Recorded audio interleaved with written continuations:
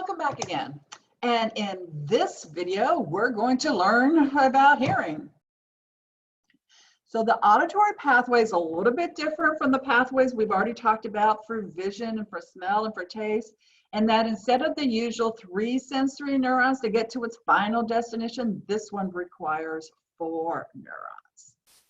So here's the beginning of it. The auricle is funneling sound. So basically it's acting like this big cone bringing all the noises in. So that's why, like, if you're having trouble hearing somebody, like up and yeah, you can hear it a lot better.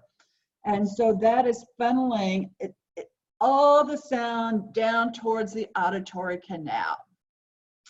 If enough sound waves hit the tympanic membrane, then it's going to vibrate. And when it vibrates slightly, the malleus is going to move. And if the malleus moves, then the incus moves, and then the stapes moves. And basically what happens between the amount of vibration the tympanic membrane has and the amount of vibration the stapes has the entire process has magnified it 20-fold. Now, if you recall, the foot plate of the stapes was oval and it's sitting on the oval window. That means when the stapes is vibrating, that oval window is vibrating. And whereas there was air on this side, there's fluid on this side. So if this is vibrating, that means we're making fluid waves on the other side.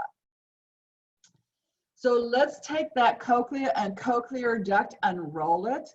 And what you see is the foot plate of the stapes.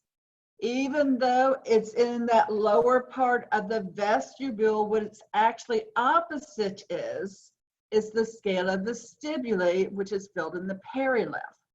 So when the stapes vibrates, the oval window vibrates, which causes the perilymph and the scala vestibuli to vibrate to make some kind of little current in there.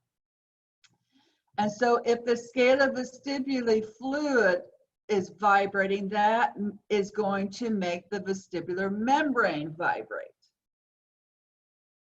And what do you think vibration of the vestibular membrane is going to cause?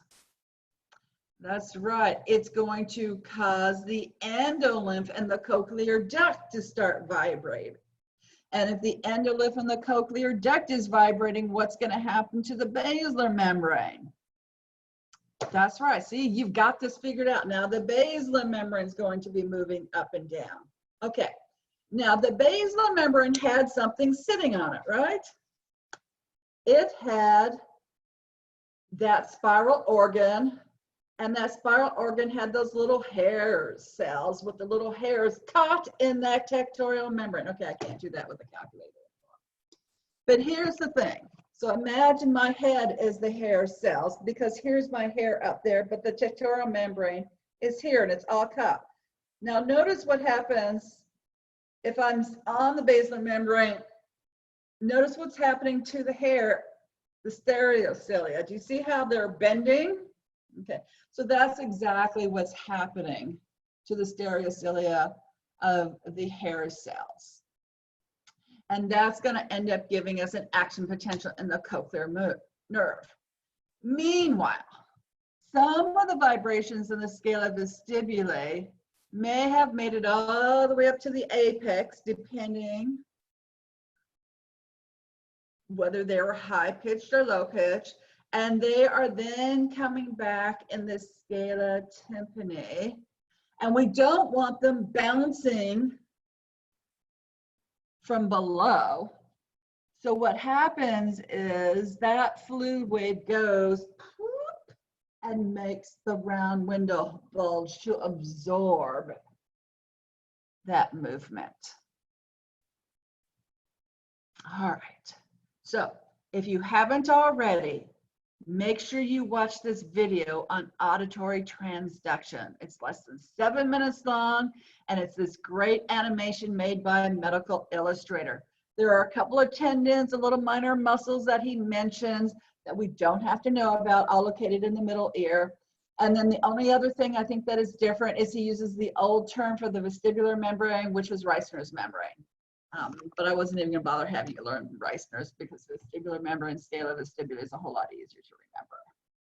All right, now after we have that impulse in the cochlear nerve, the cochlear nerve is going to merge with the vestibular nerve to form that vestibular cochlear nerve, or that eighth cranial nerve. It then enters the skull through the internal acoustic meatus. That's right. And if you remember, the eighth cranial nerve came off the side, or was attached to the side of the medulla oblongata, so that is where it's going to be entering the brain tissue.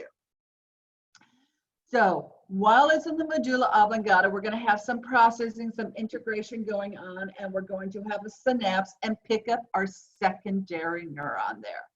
Now, if it was a loud sound reflex, that wasn't very loud, was it? I don't know how to make a loud one. Oh, that worked. All right. If it was a loud sound reflex that startled you, then we would have gone directly to the inferior colliculus. Otherwise, we go to the pons first, then the inferior colliculus, because the pons will localize the sound one direction, give you some kind of directional clues which way it's coming from. The tertiary nucleus, either from the inferior colliculus or the pons, it then is going to go to the thalamus, our typical sensory relay center.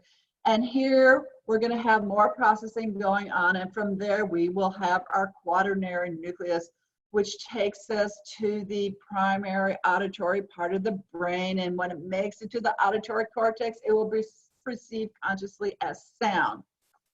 And just like we're going to learn,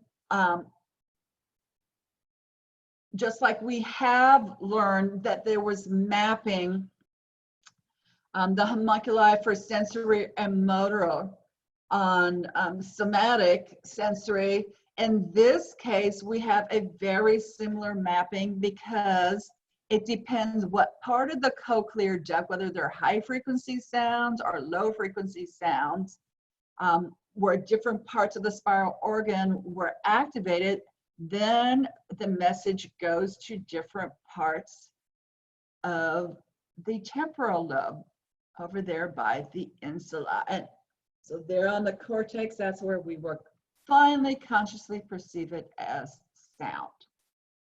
So at this point, I have brought pictures from all over the place and put them on one. There aren't any labels on this one, but I suggest you pause and see if you can hear me now. Can you do the pathway all the way through from start to finish? And with that, we are done with this section.